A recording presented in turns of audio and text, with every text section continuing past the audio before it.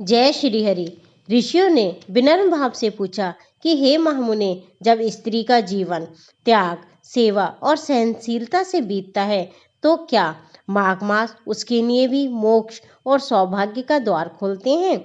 महर्षि ने उत्तर दिया, हे ऋषियों, स्त्री केवल गृहिणी ही नहीं रहती, वह लक्ष्मी, सरस्वती और श्रद्धा का स्वरूप बन जाती है। उसका एक छोटा सा पुण्य पूरे परिवार का भाग्य बदल देता है। मैं आज तुम्हें एक कथा सुनाता हूँ, उसे ध्यानपूर्वक और धैर्य से सुनो। एक नगर में एक साधारण सी गृहस्थ स्त्री रहती थी। उसके पास ना तो बहुत अधिक धन था और ना वो बहुत अधिक आडंबर ही जानती थी, लेकिन उसके मन में एक अत्यंत पवित्र विश्वास था। वह प्रति वर्ष माघ मास में प्रातःकाल उठकर स्नान करती थी, तुलसी जी को जल अर्पित करती थी, दीपक जलाकर नारायण नारायण नारायण का जाप करती थी। उसका विश्वास था कि भगवान भाव देखते हैं, वैभव नहीं। दोस्तों, एक वर्ष माघ मास में उसके पति की नौकरी चली गई। घर में चिंता और मन में उसके भय था। उसका भविष्य अब उसे अपने अंधकार में लगने लगा था। पड़ोसी आदि भी सब उससे कहने लगे कि अब व्रत पाठ छोड़ो, पहले अपना पेट भरने के लिए कोई काम करना शुरू करो। पर शारदा बोली, जब सब कुछ छिन जाए तो केवल भगवान का ही सहारा होता है।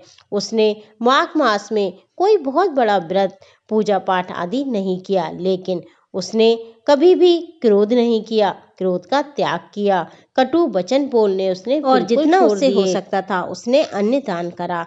एक दिन उसके दरवाजे पर एक भूखी वृद्ध महिला आई। घर में अन्न बहुत कम था, फिर भी शारदा ने अपना हिस्सा उसे दे दिया।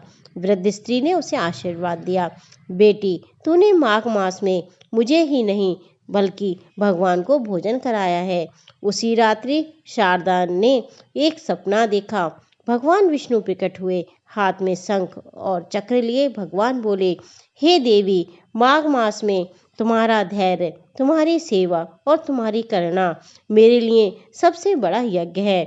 दोस्तों, उसके पति को और भी अच्छी नौकरी मिली और फिर से उसके घर में शांति और स्थिरता आ गई। महर्षि बोले, हे ऋषियों, माघ मास में स्त्री द्वारा किया गया धैर्य, सेवा, संयम, विष्णु नाम स्मरण, यह अखंड सौभाग्य ही नहीं बल्कि आरोग्यता और जीवन की समस्त मुश्किलों को भी कम करता है।